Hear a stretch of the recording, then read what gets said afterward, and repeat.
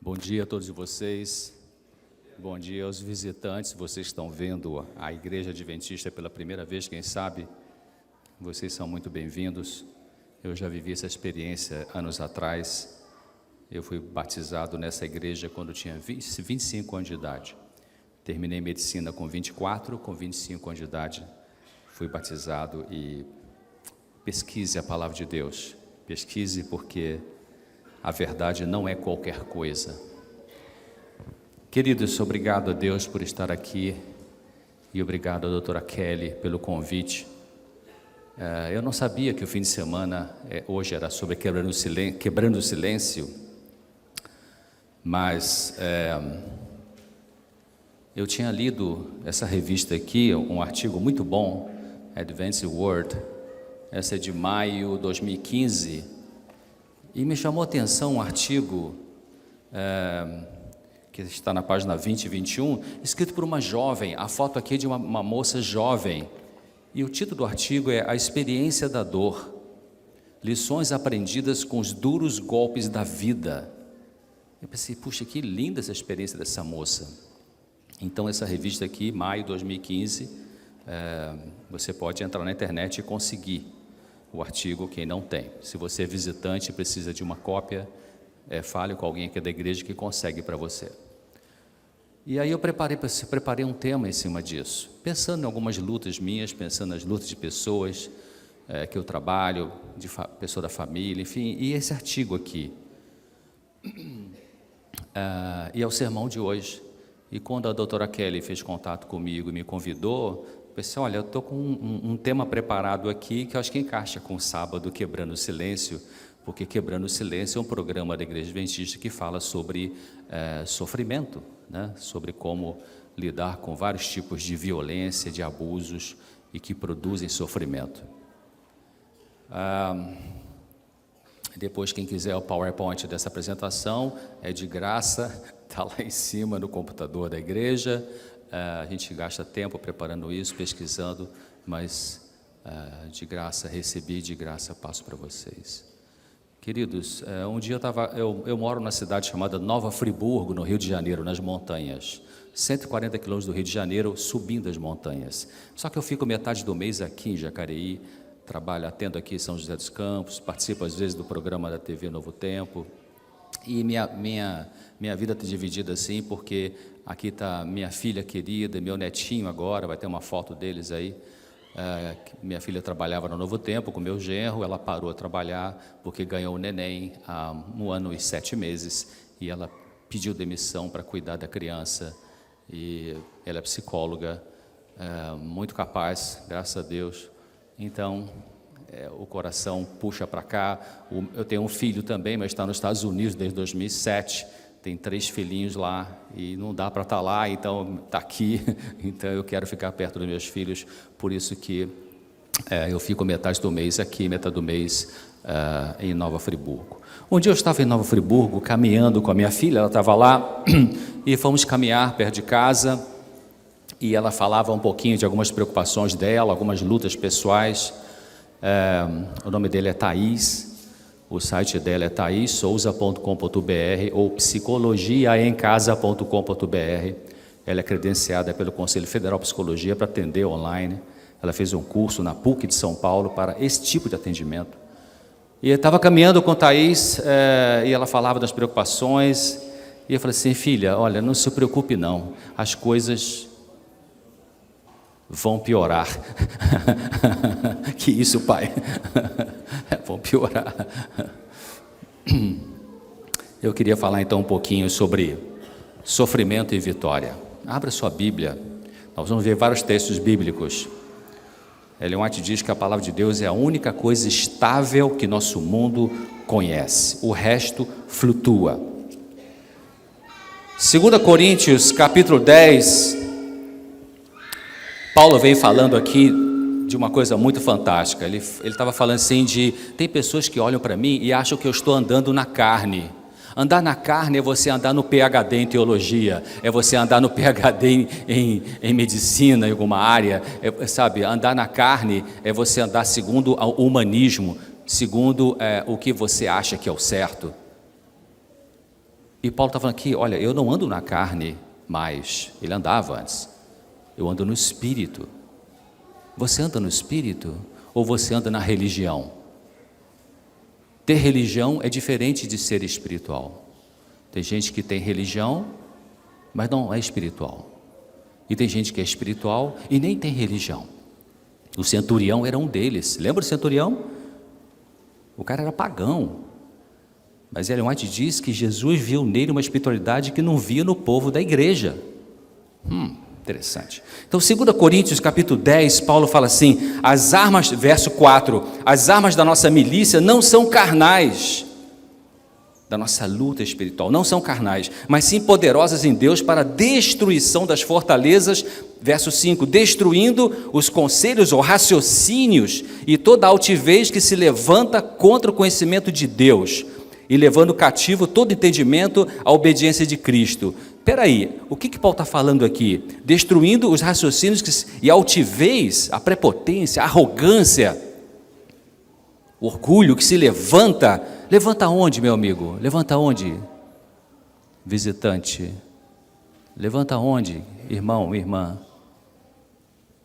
Levanta no local mais importante do sofrimento, da vitória, da luta, que é aqui dentro da nossa cabeça. A grande luta está aqui dentro da nossa cabeça. O grande problema está aqui dentro da nossa cabeça. Então Paulo está falando aqui que as armas do Senhor Jesus, elas vêm para nos ajudar a obter a vitória sobre essas coisas que brotam de dentro de mim, de você, e que nos levam para o caminho errado, para o sofrimento desnecessário. Acho que eu já falei nessa igreja, não sei, bem anos atrás, eu comecei a pesquisar os 12 passos, como é que esse pessoal trabalha, né? Alcoólicos Anônimos, Narcóticos Anônimos e tudo isso. E eu trabalhava no Hospital Silvestre, no Rio de Janeiro, trabalhei 26 anos para aquele hospital, e fui frequentar algumas reuniões abertas de AA para ver como é que era, estudei, peguei literatura, e tinha um grupo bem organizado de AA, Alcoólicos Anônimos, no bairro chamado Largo do Machado, não muito longe do hospital, e aí eu fui a algumas reuniões. Esse grupo bem organizado, na Galeria Condor, tinha lá um quadrinho de aviso na sala de reuniões, um quadrinho de aviso não, um quadrinho de pensamentos, eles mudavam o pensamento cada dia, acho que trocavam o pensamento ali, e um dia que eu fui numa reunião, cheguei lá, eu olhei o quadrinho e estava escrito assim, o pensamento do dia, primeiro de tudo, olhe-se a si mesmo, depois, olhe-se de novo. Muito do nosso sofrimento tem a ver com essa luta interior que Paulo está falando. E essa autora inspirada no livro Maior Discurso de Cristo, 142, ou Atos dos Apóstolos 483, ela fala assim, eu traduzi do inglês literal no português moderno, que eu não tinha encontrado esse texto em português. Você não está apto de si mesmo para trazer seus propósitos e desejos e inclinações em submissão à vontade de Deus. Né? Quantos propósitos você já fez? A partir de 1º de janeiro agora eu vou fazer e tal. Aí passam 2 meses, pum, cai. Segunda-feira eu começo, aí terça, quinta, sexta, pum, cai. Mas se você está disposto a ser feito disposto, em inglês é willing to be made willing. Se você está disposto a ser feito disposto, Deus realizará a obra por você mesmo. Aí ela continua com 2 Coríntios 10, 5. Destruindo os raciocínios e toda altivez que se levanta contra o conhecimento de Deus. E levando cativo o teu pensamento à obediência de Cristo. Se o mundo por em volta de você está desabando, essa obra Deus executa em você e coloca você acima dessa dor que você está vivendo em volta de você. Bom, a dor é inevitável nessa vida. Ela pode vir como consequência de erros que cometemos, escolhas ruins que fazemos. Ou vem como maneira de Deus nos revelar defeitos em nosso caráter para nos amadurecer, purificar, santificar. Salmo 119, 71, o que diz? Salmo 119, 71 fala assim, foi bom eu ter sido afligido, para que eu aprendesse os teus estatutos. Tem gente que no sofrimento aprende e tem gente que no sofrimento se rebela. O mesmo sofrimento. Interessante isso. Por que que 10 leprosos, só um voltou para também receber a cura espiritual? Os 10 eram religiosos, os 10 eram membros da igreja, mas 9 só tinham a religião. E um tinha a religião e a espiritualidade. O que é isso, né? O Senhor considera nossas aflições, graciosa e distintamente, Ele as limita e as distribui. Eu vou pular isso aqui, para a gente ganhar tempo. Olha o que então, olha só, vou pegar esse pedacinho do texto, depois você lê em casa o resto, o texto, o completo é lindo, mas olha só, o Senhor considera as nossas aflições. Ou seja, Deus não está assim meio que distraído olhando aqui para essa tela, e aí está você ali atrás sofrendo um baita problema, e aí você, Deus, olha, eu estou aqui, oh, desculpe, eu estava distraído ali, não vi. Não é assim, queridos. Essa autora que eu gosto dela, Ellen White, ela fala assim, a mente de Deus é difusa, a nossa é focal. Uma baita diferença. O que é mente difusa? Que coisa, consegue ver tudo ao mesmo tempo. Então, o Senhor considera a aflição, Ele está olhando a aflição que você está vivendo, Ele não está indolente, omisso.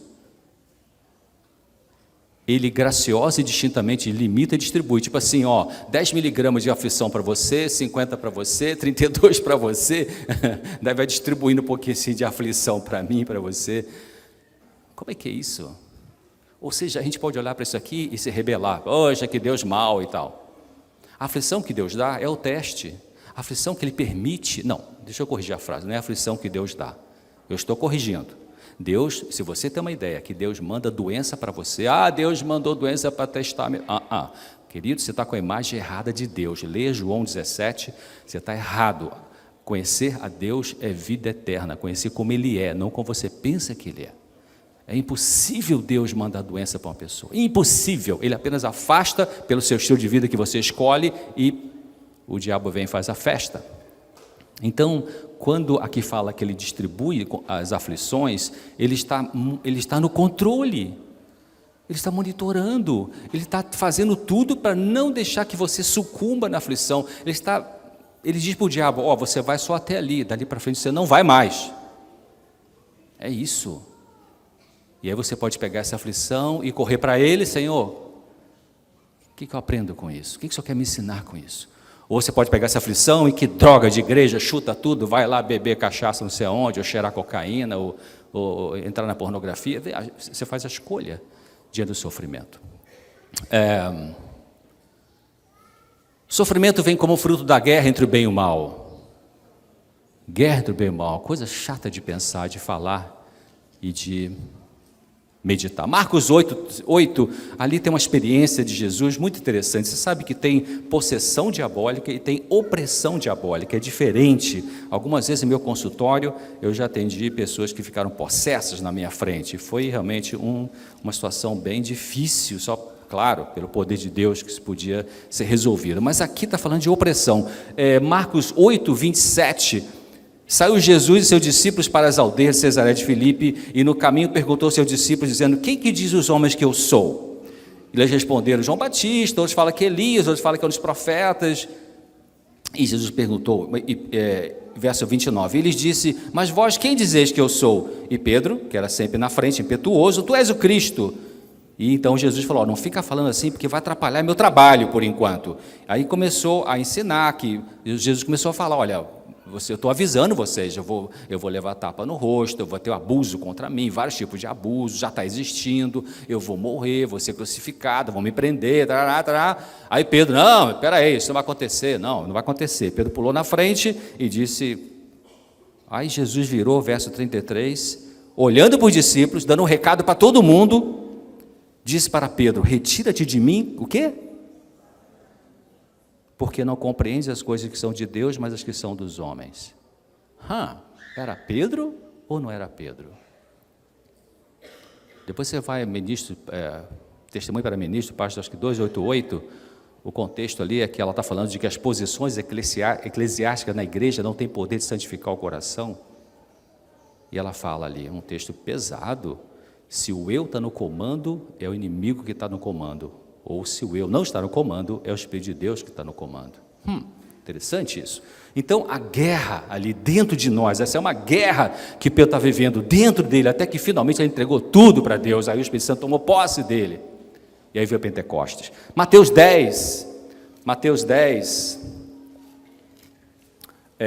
de 5 a 17, não vou ler tudo aqui. Jesus tinha nomeado os 12 discípulos e enviou eles a pregar, e disse lá no verso 6, Mateus 10, 6, ide as ovelhas perdidas da casa de Israel, e indo pregar e dizendo, é chegado o reino de Deus, curai os enfermos, tal, e Jesus foi falando aqui, verso 9, não leve iPad, iPod, iPhone, celular, tablet, não leva nada disso aí, nem alforje, nem um carro, vai a pé e tudo. Bom, e quando chegou lá no verso 16, ele fala assim, eis que eu vos envio como ovelhas no meio de lobos, sede prudentes como a serpente, portanto, e simples como as pombas. Acautelai-vos, verso 17, dos homens, porque eles vos entregarão aos sinédrios e vos açoitarão nas suas, o quê? Igreja. Você já foi açoitado na igreja? Você já açoitou alguém na igreja? Você já foi açoitado na obra? Você açoita alguém na obra? Aqui isso acontece. No livro Desejado Tornações, no começo, Ellen White fala que a história da igreja se repete. Então, a guerra espiritual dentro da igreja produz sofrimento. Atos capítulo 13. Atos 13, a experiência já dos discípulos possuídos pelo Espírito Santo, não mais disputando quem que é melhor que o outro, não disputando cargos, enfim, já movidos pelo Espírito Santo. Eles estão falando aqui, partindo, Atos 13, partindo de Pafos, Paulo, que estavam com ele, chegaram a Perge da Panfilha, e aqui vai falando o verso 14, eles saindo de Perge chegaram a Antioquia, da Pisídia, entrando na sinagoga no dia de sábado, assentaram-se, e depois aí começaram os principais da sinagoga pediram que ele falasse, então eles falaram, e Paulo no verso 16, levantando-se, pedindo silêncio com a mão, disse, varões israelitas, e os que temem a Deus ouviam. Ele prega um sermão falando sobre o Senhor Jesus, a salvação no Senhor, o Senhor é o Messias, e aí vai lá no verso 30, mas Deus o ressuscitou dos mortos, ele continua pregando sobre Jesus, e verso 42, e saídos os judeus da sinagoga, os gentios, os de fora, os do mundo, pediram para ele voltar e pregar de novo. Aí lá no verso 48, os gentios ouvindo isso, alegraram e glorificaram a palavra do Senhor, e creram todos quantos estavam ordenados para a vida eterna, e a palavra do Senhor, verso 49, se divulgava por toda aquela província. Verso 50, mas os judeus incitaram algumas mulheres religiosas e honestas, dá para ser religioso e honesto desse jeito, e os principais da cidade levantaram perseguição contra Paulo e Barnabé, e os lançaram fora os seus termos. A guerra dentro da igreja, então produz sofrimento. Então, queridos, existe sofrimento devido a decisões erradas que tomamos. Pay the price, nada é de graça nessa vida, nada é de graça. Tudo que a gente faz tem uma consequência. Existem sofrimentos por causa de pessoas complicadas, descrentes, ou pior, pessoas da família, ou da igreja, ou da obra, que dizem que possuem religião, mas não são espirituais, não se entregaram ao Senhor Jesus. O eu ainda comanda, andam na carne e não no espírito, não avança espiritualmente, atrapalha os que querem avançar. E isso já acontecia, claro, desde sempre, desde lá do Éden, e ali especificamente em Lucas, capítulo 11, verso 52, é falado sobre isso. Lucas 11, 52, espero que você não seja uma dessas pessoas que se encaixa nesse grupo aqui. Lucas, que Jesus está falando, 11, 52, ai de vós, doutores da lei, que tiraste as chaves da ciência, e vós mesmo não entrastes e impediste o que entravam. São pessoas da igreja que atrapalham, não é nem que não ajuda, é que atrapalha a pregação da palavra de Deus, a verdade. Ellen White fala assim, a verdade de Deus que produz salvação, chegar ao povo se não for atrapalhada. Não vou nem citar os nomes que ela fala para não pegar mal. Precisamos, este dia com Deus para 146, é um livro de meditação matinal. Precisamos aprender diariamente do grande mestre para que a atmosfera que circunda a alma esteja repleta de vida espiritual. Queridos, vida espiritual, coisa linda isso, É tudo o que eu quero. O que beneficiará a humanidade é mais dinheiro. Não. O que beneficiará a humanidade é mais uma associação. Não, peraí. O que beneficiará a humanidade é mais uma universidade. Não. O que beneficiará a humanidade é a vida espiritual. Anos atrás, um amigo meu me deu um livro. O Sem Tabus aqui é o seguinte, eu estava no programa com a Darleide, aí no intervalo eu falei assim, Darleide, como é que está o programa Sem Tabus, a audiência? Está bombando, tá. Eu falei assim, é um sintoma, né, Darleide? É um baita sintoma, né? O povo doido para saber questões de sexualidade. Tá bom, o programa é ótimo, temos que educar. Essa autora fala educar, fala 3 vezes, né? Educar em sexualidade, educar nessa área é importante, claro, o programa tem seu valor, mas eu recebo todo jeito que tem que pagar os lixos do meu computador de maca peruana, não sei mais o que, tudo para dar energia sexual. Sabe? Aí um tempo atrás, um amigo meu, budista, me deu um livro chamado Freud e a Questão da Religião, de Hans King. Hans King é um cardeal, foi colega de turma desse Papa Bravo que saiu aí, que renunciou. O Hans King é um cara erudito, ele até quiseram cortar o pescoço no Vaticano dele porque ele estava questionando a infalibilidade papal. Aí botaram o cara de escanteio. É assim que se faz quando alguém incomoda com a verdade, né? Em qualquer igreja faz isso. Então Hans King, nesse livro, Freud, a Questão da Religião, se você espremer o livro, ele fala assim, as pessoas estão sofrendo hoje não por carência de sexualidade, mas por falta de espiritualidade. É isso. Então, os sofrimentos vêm como testes que o Senhor permite em nossa vida para a nossa, o quê? Amadurecimento. Fruto da guerra espiritual e não de erros ou pecados nossos. Também tem isso, porque nós estamos numa guerra, quer dizer, Efésios 4, o que diz ali em Efésios, né? Que nós já conhecemos, a nossa luta não é contra a carne e o sangue, não é contra a questão comportamental apenas, psicológica apenas, a nossa luta é contra os principados, é contra, sabe, que nesse ambiente agora tem anjos de Deus, mas tem anjos do mal também. Ellen White é clara em relação a isso. Eles estão nas reuniões para perturbar você, para tirar você a atenção, para levar você a ficar olhando para o iPad, para levar você para tirar o foco daquilo que o Espírito de Deus quer dizer para você. Estão aqui fazendo isso. E sussurra coisas no seu ouvido. Eu estou tentando entender isso do ponto de vista psiquiátrico, ainda não consegui. Sussurra. O Espírito de Deus sussurra e o Espírito do mal também sussurra. Que isso? Como é isso? Né?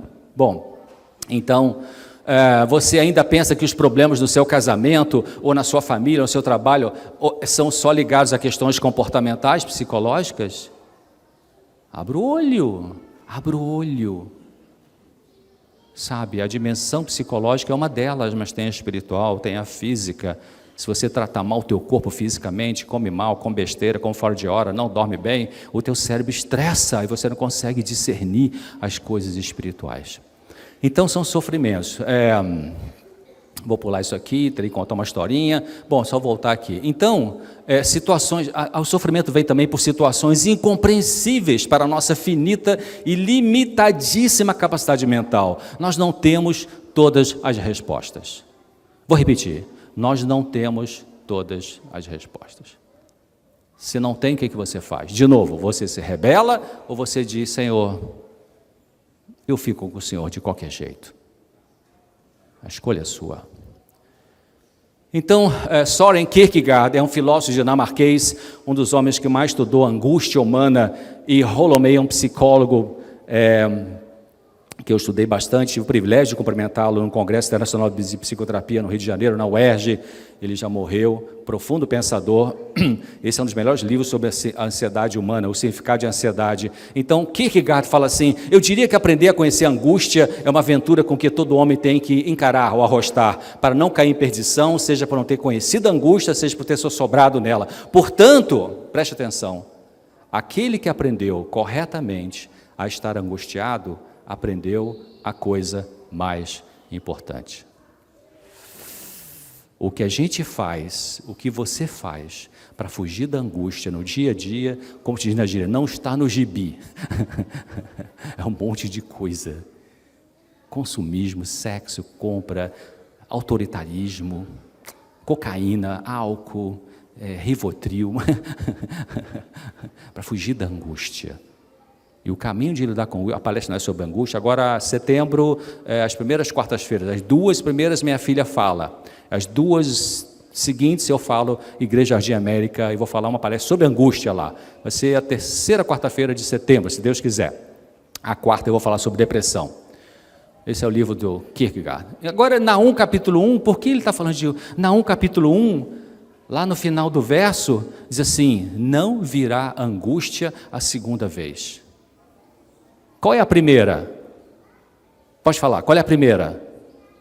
É agora. É agora, todo mundo tem angústia. Todo mundo tem ansiedade, porque perdemos a conexão com Deus direta. Entrou, quando a Bíblia fala lá em Gênesis, que Adão e Eva tiveram medo, foi angústia entrou. Deus não queria esconder coisas boas deles, Deus queria que eles não experimentassem angústia. Então, sofremos porque temos uma angústia básica. Os filósofos chamam de angústia existencial, a Bíblia chama de natureza pecaminosa, dá no mesmo.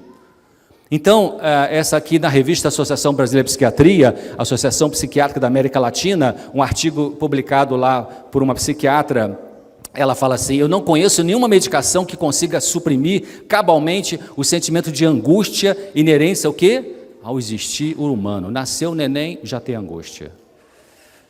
Então, por isso que lembra que Kierkegaard, então a palavra de Deus fala assim: estarei com ele na angústia, livrá-lo-ei. E Kierkegaard está falando assim: aquele que aprendeu a lidar com angústia, aprendeu o mais importante. Tem pessoas que só vão aprender a lidar com angústia depois de 3 casamentos, 5 cirurgias, 22 empresas, 4, 5 viagens missionárias, sei lá. Mas se aprende, valeu. Mas tem gente que morre e não aprende, ainda perturba a vida dos outros. Saúde mental não é ausência de experiências dolorosas, mas é o aprendizado da resiliência, ou seja, amadurecer no lidar com os pensamentos e sentimentos dolorosos. Lembra sobre inteligência emocional, Daniel Goleman? Tem gente que é muito inteligente, monta 20 empresas, ganha dinheiro para chuchu, mas quando lida com emoção, é um desastre. Não sabe lidar com emoção. Não tem inteligência emocional, tem outro tipo de inteligência racional. Doutora Lee Valand, a Lee Makula Valand, professora de psiquiatria da Harvard, troquei um e-mail com ela sobre angústia humana, infelizmente morreu 3 anos atrás. Ela diz: saúde mental é ter as emoções sem deixar que as emoções, o quê? Tenham você. Você é muito emocional, você se deixa levar pela emoção muito fácil, você não tem saúde mental. E talvez você esteja mandando essa pessoa que mora com você se tratar com o psiquiatra e você está toda destrambelhado ou destrambelhada. Não sabe lidar com a emoção. As escolas ensinam um monte de coisa, né? Inglês, alemão, espanhol, balé, capoeira, além das matérias básicas, mas você já viu alguma escola ensinar como lidar com as emoções? Eu nunca vi. Interessante. Efésios 4:26, o que diz lá? Irai-vos e não... O que a Bíblia está dizendo? Tenha emoção, mas não deixe a emoção ter você. Isso é saúde mental. Saúde mental não é você ser frio. Então quer você calculista? Você tem emoção, mas se você mantém essa emoção sob o controle da razão. Quando o Senhor Jesus, por exemplo, disse: Pai, por que me abandonaste? Era uma emoção e um pensamento. Pai, por que me abandonaste? Que angústia! Ele estava expressando a sua dor. Não era uma expressão de falta de fé, era uma expressão da dor. Porque ele tinha fé, mas a dor doeu, vamos usar uma redundância, e ele expressou essa dor com essa frase. Expressar a emoção no momento certo é saúde. Eu vou ter que pular aqui, no tempo está estourando, não cheguei nem 10% do que eu ia falar para vocês. Salmo 13 é interessante. Davi, são 6 versos no Salmo 13. Os primeiros 4, Davi está: Senhor, por que me abandonaste? Eu estou chorando, quando que eu vou parar de chorar? E tal. Aí nos últimos 2 versos ele, mas eu te amo, eu te louvo, o Senhor é meu Deus. Parece um bipolar, né? Você que toma carbonato de lítio, quetiapina, sei lá, risperidona. Não. Claro que não foi em 2 segundos que ele fez essa virada, a gente chama de virada maníaca, né, no bipolar. Não. É uma sequência. Saúde mental tem a ver com você expressar e experimentar os sentimentos. Expressar é você verbalizar para alguém ético. Não abra seu coração para qualquer pessoa. E o plano de Deus é que, cada vez mais, você cada vez menos abra seu coração para o outro ser humano. Canalize para o Senhor Deus. O Senhor Deus sabe fazer o trabalho direitinho para ajudar você. Ezequiel 3,14, Ezequiel era um homem de Deus, não era? Então ele está dizendo, ele estava dizendo que ele foi um certo dia, ele estava com uma angústia, uma tristeza. Eu fui triste no ardor do meu espírito, mas a mão do Senhor era forte sobre mim. Opa! Então se alguém está com tristeza na igreja, aí vem um irmãozinho aqui, bem intencionado, quem está com tristeza aqui não tem fé em Deus, está ruim, está mal. Lamento, não é assim.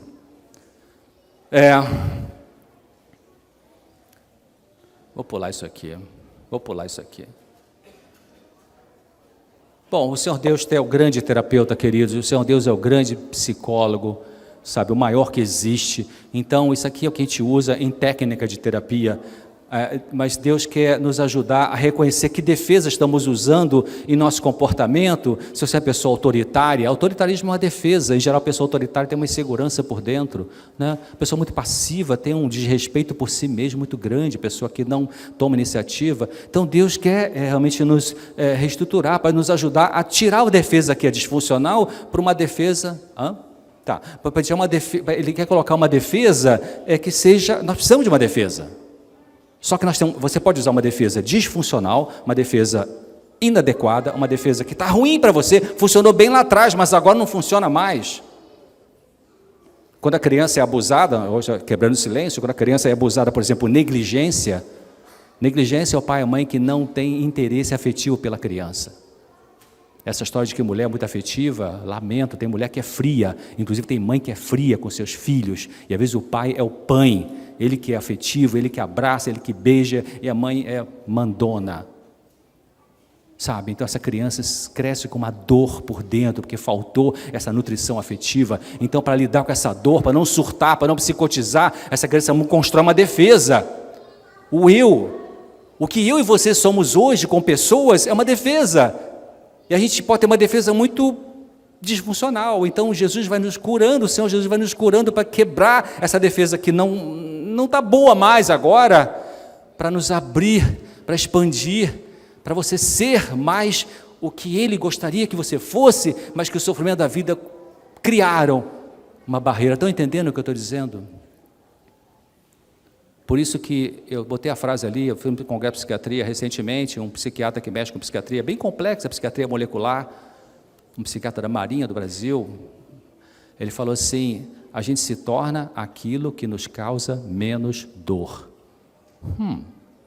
Mas se você está muito a defesa, Deus vai trocar essa defesa. Então Deus vai também reestruturar o nosso afeto, vai nos ajudar a experimentar a emoção que você não está deixando experimentar, porque você, quando começa a emoção da dor, você vai para o remédio, doutor, me dá um remedinho, clonazepam, 2 miligramas, frontal, o prazolam, Rivotril, nunca você deixa a dor aparecer. Para a dor sair, ela tem que aparecer, e Deus vai te estruturar para você aguentar essa dor e atravessar essa dor. Aí você resolve a dor de verdade. Não estou dizendo que nunca vai usar remédio, às vezes a dor é tão insuportável para a pessoa no certo momento da vida, que o remédio entra como se fosse uma bengala, para ajudar ela a conseguir não surtar, mas assim que for possível, aí que tem que entrar a psicoeducação. Remédio sempre número 2, queridos, do ponto de vista científico. Número 1 é o aprendizado de lidar com a emoção. Assim for possível, né? Holomate, num dos livros dele, fala assim, uma coisa legal, tem paciente que a gente está atendendo, e quando o paciente sai da consulta, sai pior do que quando entrou. Que isso? Por que sai pior do que quando entrou? Porque quando entrou não tinha consciência nenhuma da sua angústia, e aí trabalhando os aspectos, ele começa a ver a história da dor, que a gente chama de psicodinâmica, e ele começa então, a angústia começa a aparecer, estava ali, estava doido para aparecer, você nunca deixava aparecer. Porque eu corria para o sexo, eu corria para a empresa, ou corria para o trabalho exagerado, ou corria para a cocaína, ou para o álcool, ou para a medicação, ou até para um valeriana. Mas nunca deixava a dor aparecer. O caminho de resolver a dor é atravessar a dor na graça do Senhor Jesus. Porque aí ele diz assim, eu estarei com você na angústia e vou te livrar dessa angústia. Mas você tem que passar pela essa angústia. E a angústia é uma coisa pessoal. Pare de ficar dizendo que a tua angústia é por causa do teu marido ou da tua esposa. Pare com isso. Você está na negação. Doutor César, você não conhece lá em casa como é que é complicado. Está certo. Talvez o número 2 da sua angústia é ele ou é ela. Verdade. Ou o filho, ou o pai, ou a mãe. Ou o teu colega da obra, sei lá. Mas qual é a sua angústia? E Deus vai nos ajudar a mudar a relação nossa com as pessoas. Bom, o Senhor nos permite passar por experiência dolorosa, não porque Ele é sarcástico, mas porque há lições que Ele só pode nos ensinar e só aprenderemos na dor. Que chato, mas que realidade. Então, a oração, a palavra de Deus, queridos, é isso. Eu não vou chover no molhado aqui, sabe? Orar mais, sabe? O dia que eu levanto mais cedo, eu estou levantando mais, Deus está me levantando. Ontem Ele me levantou com as palavras que eu vos disse, são espírito e vida. Ele me levantou, acordei, esse pensamento veio na cabeça, eu estava com sono, tinha dormido tarde, não queria dormir tarde, por várias questões, mas eu levantei, na graça dEle, fui comer essa palavra, como Jeremias fala, eu comi tua palavra, foi a alegria e o gozo do meu coração. É isso, a palavra e a oração e a palavra, sozinho, você sozinho, não é o culto da família, você sozinho, menos shopping, mais palavra, mais oração.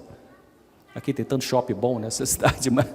Então oração, levanta a sua cabeça para o Senhor Jesus, sabe, fala com Ele, não importa que religião que você está aqui, está visitando, fala com o Senhor Jesus, eu quero a verdade, decida pela verdade, Senhor, eu quero a verdade, isso que Ele me levou a decidir. Eu pesquisei muita religião, queridos, antes de entrar para essa aqui, muito, até espiritismo na USP, não vou contar, não dá tempo aqui, olha lá, 5 minutos, dá uma angústia ver esse relógio.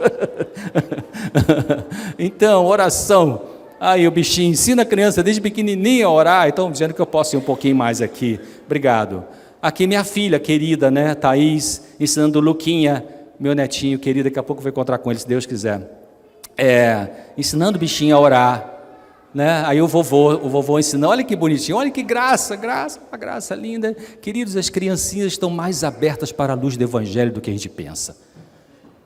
Quando eu vejo assim a historinha das crianças aqui, sabe, capricha na historinha para as crianças, capricha, pensa bem, sabe, que elas estão muito, entra direto assim, elas são muito, na minha sala aqui em Jacareí, onde eu fico, eu tenho um quadro que eu estou nos Estados Unidos, lindíssimo, de Jesus, cheio de criança por em volta, uma meninazinha no colo dele, outro, e o Luquinha vai lá, às vezes quando ele estava lá brincando, quando eu fico com ele para tomar conta, ele vai lá, olha para o quadro e fica assim, olhando e pensando, coisa linda, o Espírito de Deus ali, sabe, trabalhando com a cabecinha da criança, né?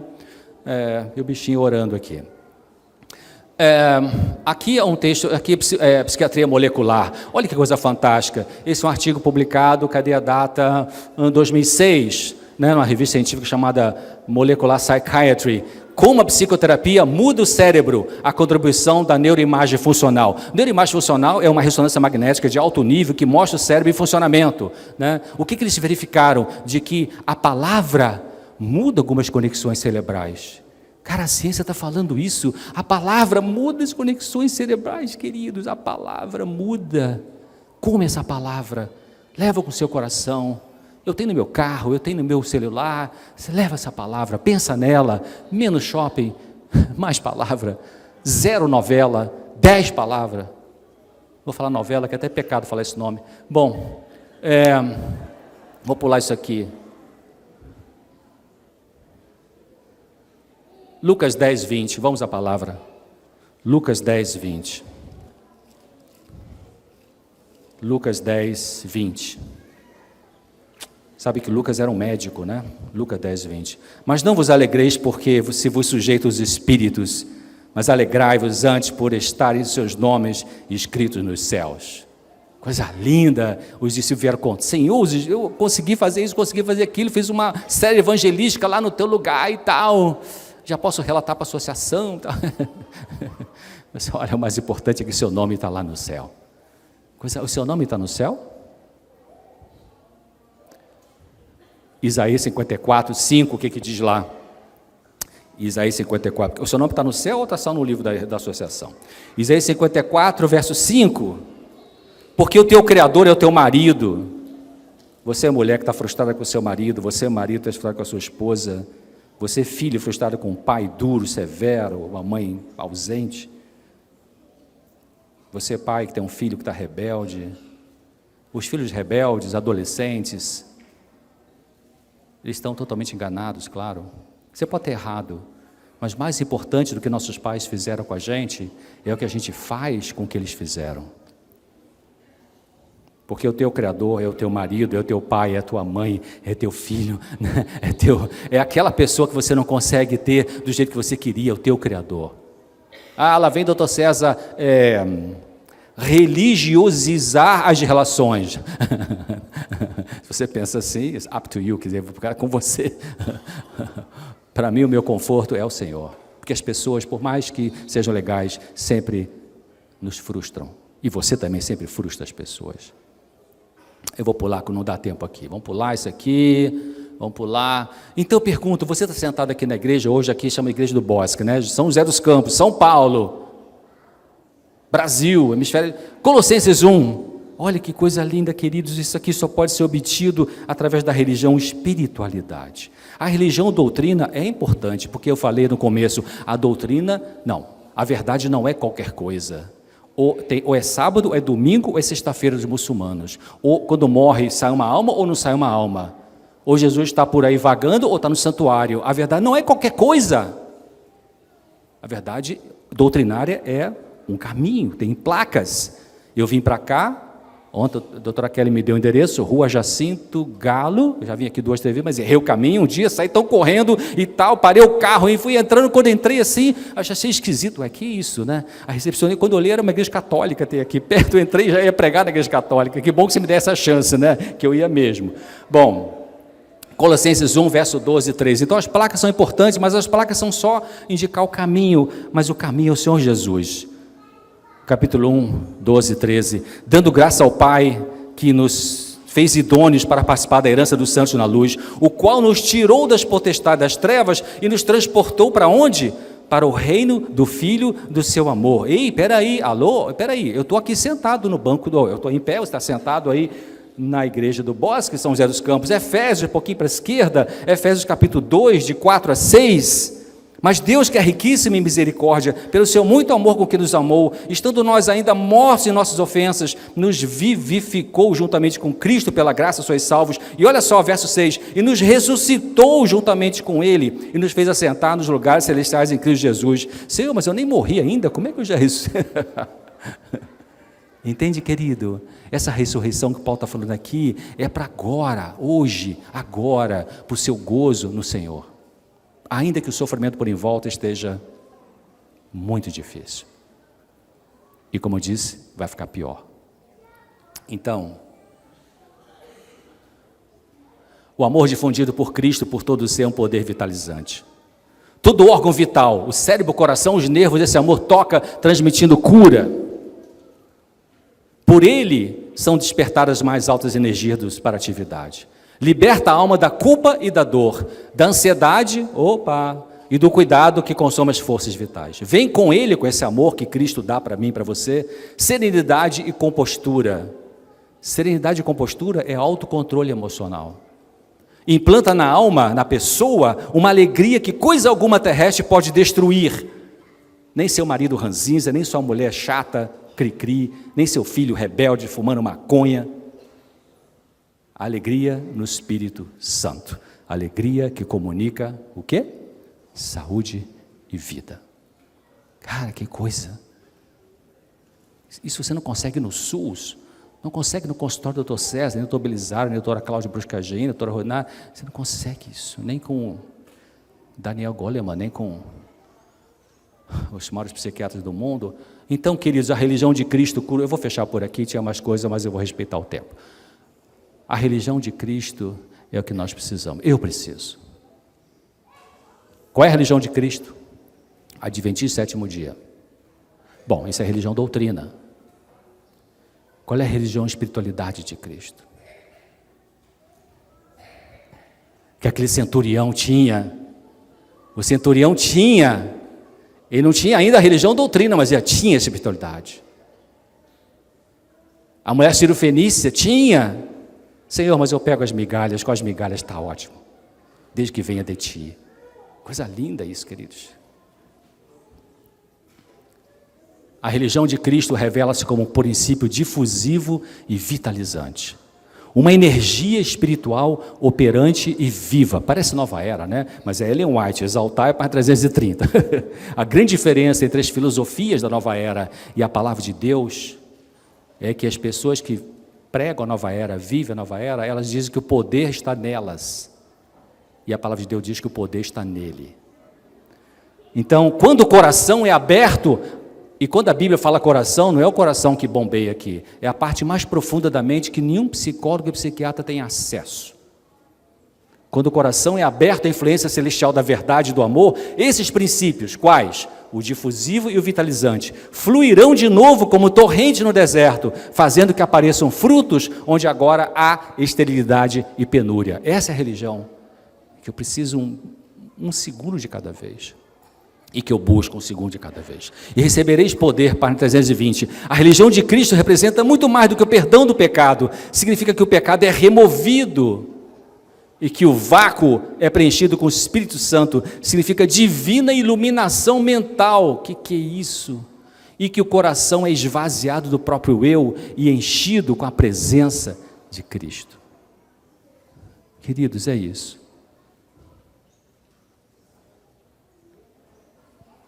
Eu peço que o Senhor Deus estenda a sua misericórdia sobre nós, e Ele faz isso. Queridos, Ele faz isso. Mas que eu e você respondamos a essa misericórdia, dizendo: Senhor, toma o que eu tenho, o que eu sou, e prossiga me curando. Amém.